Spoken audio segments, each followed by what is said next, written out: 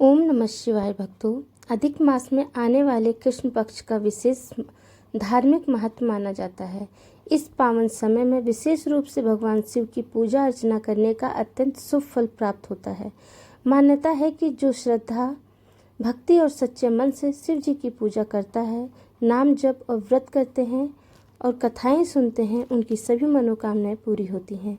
भगवान भोलेनाथ की कृपा से जीवन के दुख, बाधाएं और कष्ट दूर होकर सुख समृद्धि का मार्ग खोल देते हैं। इसीलिए अधिक मास के कृष्ण पक्ष में शिव भक्ति अवश्य करनी चाहिए। आइए सुनते हैं सोमवार व्रत कथा। नारद पुराण के अनुसार सोमवार व्रत में व्यक्ति को प्रातः स्नान करके शिव जी को जल और बेलपत्र चढ़ाना चाहिए तथा शिव गौरी की पूजा करनी चाहिए। शिव पूजन के बाद सोमवार व्रत कथा सुननी चाहिए। इसके बाद केवल एक समय ही भोजन करना चाहिए। साधारण रूप से सोमवार का व्रत दिन के तीसरे पहर तक होता है, मतलब शाम तक रखा जाता है। सोमवार व्रत 3 प्रकार का होता है: प्रति सोमवार, सोम में प्रदोष व्रत और 16 सोमवार का व्रत। इन सभी व्रतों के लिए एक ही विधि। एक बार किसी नगर में एक साहूकार रहता था। उसके घर में धन की कोई कमी नहीं थी, लेकिन कोई संतान न होने के कारण वह बहुत दुखी था। संतान प्राप्ति के लिए वह हर सोमवार को व्रत रखता और पूरी श्रद्धा के साथ शिव मंदिर में जाकर भगवान शिव और माता पार्वती की पूजा करता था। उसकी भक्ति देखकर एक दिन माता पार्वती प्रसन्न होकर भगवान शिव से साहूकार की मनोकामना पूरी करने का निवेदन किया। पार्वती जी के आग्रह पर भगवान शिव ने कहा कि हे पार्वती, इस संसार में हर प्राणी को उनके कर्मों का फल ही मिलता है और जिसके भाग्य में जो हो उसे भोगना ही पड़ता है। लेकिन पार्वती जी ने साहूकार की भक्ति देखकर उनकी मनोकामना पूरी करने की इच्छा व्यक्त की। माता पार्वती के आग्रह पर शिव जी ने साहूकार को पुत्र प्राप्ति का वरदान तो दिया, लेकिन उन्होंने बताया कि यह बालक 12 वर्ष तक ही जीवित रहेगा। माता पार्वती और भगवान शिव की बातचीत को साहूकार सुन रहा था, इसीलिए उसे न तो इस बात की खुशी थी और न ही दुख। वह पहले की भांति शिव जी की पूजा करता रहा। कुछ समय के बाद साहूकार की पत्नी ने एक पुत्र को जन्म दिया। जब वह 11 वर्ष का हुआ तो उसे पढ़ने के लिए काशी जी भेज दिया गया। साहूकार ने पुत्र के मामा को बुलाकर उसे बहुत सारा धन देते हुए कहा कि तुम इस बालक को काशी विद्या प्राप्ति के लिए ले जाओ।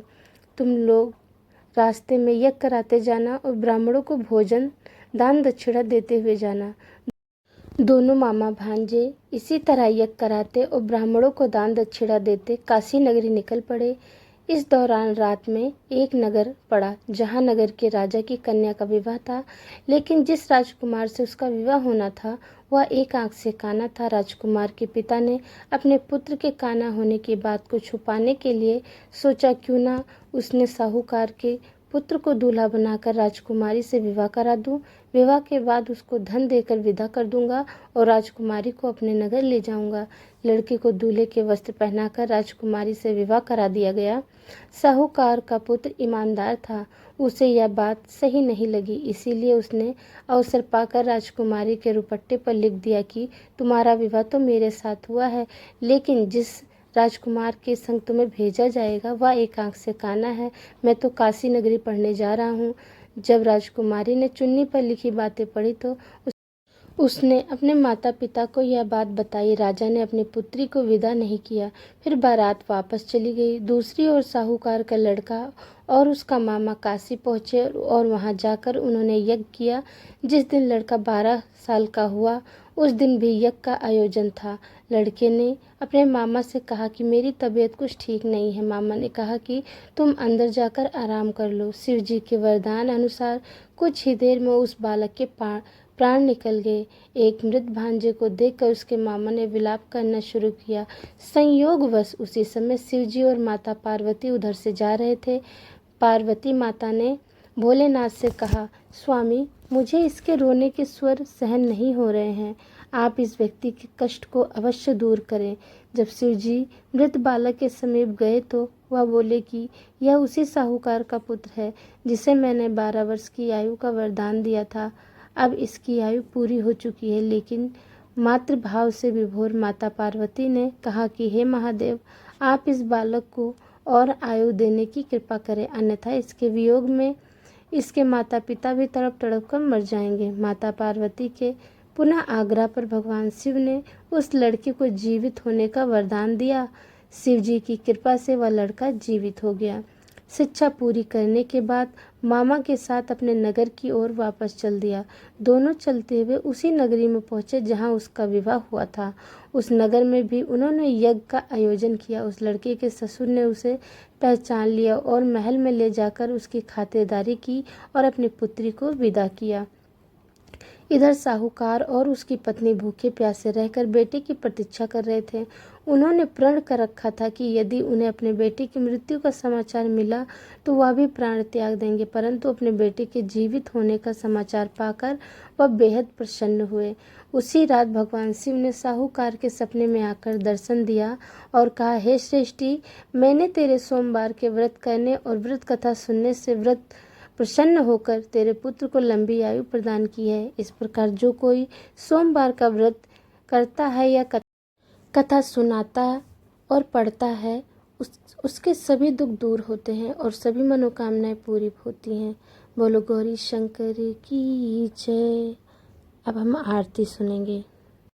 ओम जय शिव ओमकारा, स्वामी जय शिव ओमकारा, ब्रह्मा विष्णु सदा शिव अर्धांगिनी धारा। ओम जय शिव ओमकारा, एकानन चतुरानन पंचानन राजे, हंसानन गरुड़ासन वृषवाहन साजे। ओम जय शिव ओमकारा, दो भुज चार चतुर्भुज दस भुज अति सोहे, तीनों रूप निरखता त्रिभुवन जन मोहे। ओम जय शिव ओमकारा, अक्षमाला वन माला मुंड माला धारी, चंदन मृग मद सोहे बोले शुभकारी।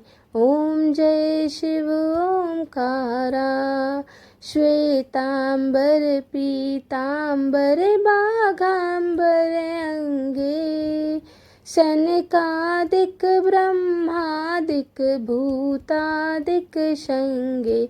ओम जय शिव ओमकारा, कर के मध्य कमंडल चक्र त्रिशूल धरता, जग करता जग हरता जग पालन करता।